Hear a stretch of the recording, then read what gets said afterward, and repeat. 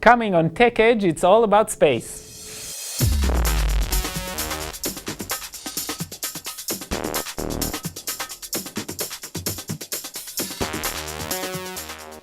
Hi, I'm Guy Trainin. And I'm Amanda Hall. And this is Tech Edge. And today, before we start, I'd like to introduce Amanda, who's joining us today. Amanda, can you tell us a little bit about yourself? Well, I just graduated from UNL with a bachelor's degree in elementary education, so. And excited about technology all this summer. I am thrilled with it. Okay, and today we're going to talk about space apps, and both of us have actually been looking around for space apps and found some fantastic things. I think there's really good things out there that can be used in the classrooms. A lot of us have units where we focus on space, on the solar system, things like that. So we were trying to find things that would actually be useful in the classroom. Right, and there's some great apps out there. And obviously, the first place we went to find some apps were NASA apps. They've got access to a lot of images, a lot of space history really goes through NASA. So those are the first few that Amanda is actually going to introduce today. And it's going to focus on NASA missions and some images they've collected. And later we're going to talk about some astronauts, NASA astronauts, and that is divided into different places. Before we get back to watch the apps, I do want to remind you, and we're going to briefly look at, but not in depth, the Apollo 11 app. We looked at the Apollo 11 app a few episodes ago, but since we're doing everything about space, I think that's worth revisiting. And then we're going to have two apps that show us the stars, and we're going to look at StarWalk, and StarWalk was there very early when app started, and it was one of those apps that really showed what mobile devices can do that nothing else can do. And we're going to show StarWalk, which is a little bit more expensive, and then two other versions of StarWalk that are a little bit cheaper. So if you don't have a budget or you don't want to spend that much money, they're adequate, at least for the classroom. And we're going to finish off with SolarWalk, which allows you to look at the solar systems more specifically. Okay, so are we ready? Yeah. Let's go to that. Okay, the first app we're going to talk about is the NASA app.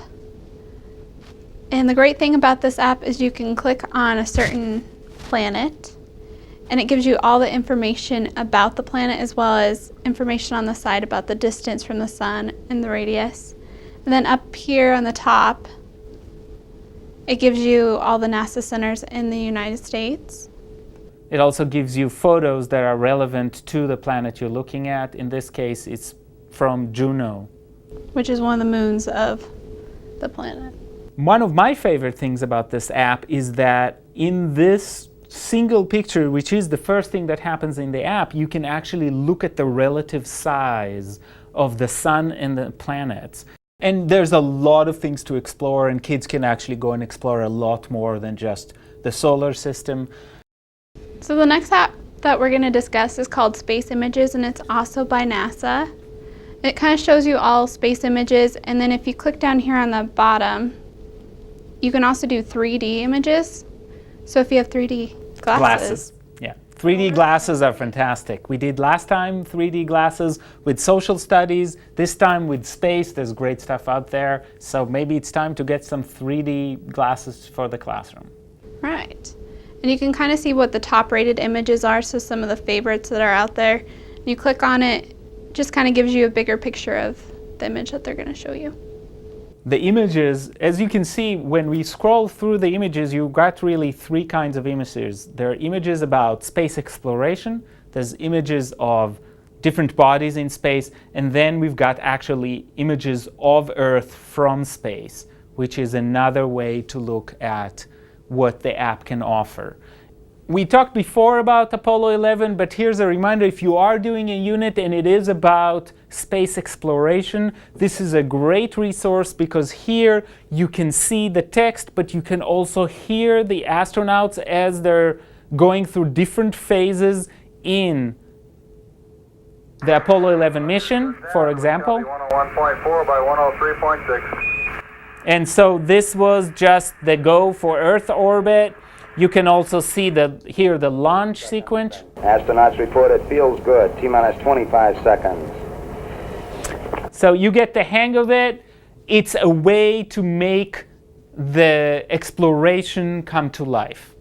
This is AstroApp from NASA, and it really focuses on the astronauts. So we're continuing the theme of learning about the missions themselves. In this one, you can see that there are images that float across, but if you go to the bottom, and this is astronauts, you've got the astronauts organized in alphabetical order, so you can just choose an astronaut. Let's say, I don't know, Benken, Robert. So you have a picture of the astronaut in the suit, and then if you touch his image, it'll give you a short biography on what missions he participated in or she participated in. And if we go down here to missions, now everything is organized by mission, and these are the missions starting in the 1980s. So this does not include the classical missions of the Apollo era. And finally, and most importantly, you can put yourself as the astronaut, or in this case, kids can put themselves, and you can use an image you already have, or you can use an image that you capture on the spot with the camera if you have an iPad 2 or 3. In this case, we have me, and you can actually make my face a little bit larger. And then you can enter the name, and you can share it through Facebook or Twitter, or just email it to somebody else, or just save it as a picture on your device. So there's just a fun activity on top of everything else. And this is, again, AstroApp. This is StarWalk, and what StarWalk shows you is the stars you can see in the sky at any given moment. It knows where you are based on the GPS or just about the geolocation. It knows what time it is, although you can tell it it's a different time. And therefore, it can show you exactly what you should be seeing in the sky. Now, we have a slight problem right now. It's in the middle of the day, so I don't know if you can see this, but the sun is actually right in the middle of our screen, which means we can't actually see stars unless we had a specialized telescope. And it also knows which direction we're looking at. So now, when you hold it in your hand, you see exactly what you would see in the skies if you were looking in the same direction, and in our case, of course, it was nighttime. So you can see the constellation. The line you see across the screen is actually the horizon, so the things you're seeing below that have not shown up yet, and will show up as the Earth rotates. But as you move the direction of the iPad, you can see different constellations and different star systems. So in this case, you can shift, and as you shift from right to left, from top to bottom, the stars you see and the constellations you see will change. And that's what makes it especially attractive to everybody. And the quality is unique, and you can actually zoom in to see the stars more clearly and to see which ones you're focusing on, which is, again, superb. At the same time, you can explore the sky like this, but you can also look at other things. For example, you can look at what will happen today. So this is June 1st, 2012, and you can see what planets will be visible, when do they rise and when do they set, the state of the moon today, and the day, the length of the day, and all of these details just about today.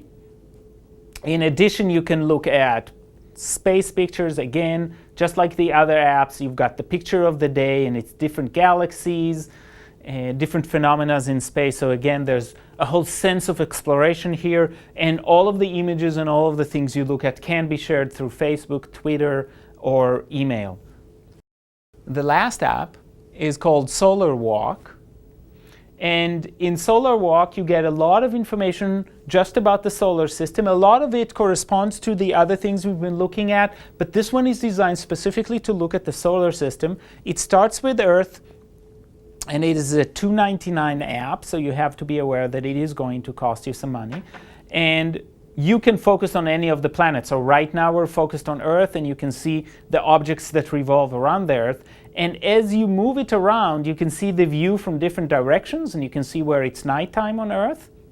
and where are the spots of light, which is always really interesting to look at. But you can also zoom out, and as you zoom out, you can look at the different bodies in the night sky, but especially as part of the solar system, in this case the moon. And the blue line you see here, by the way, is the path of the Earth. And if you zoom out even more, as you zoom out, you can see these are the inner planets and the asteroid belt around them.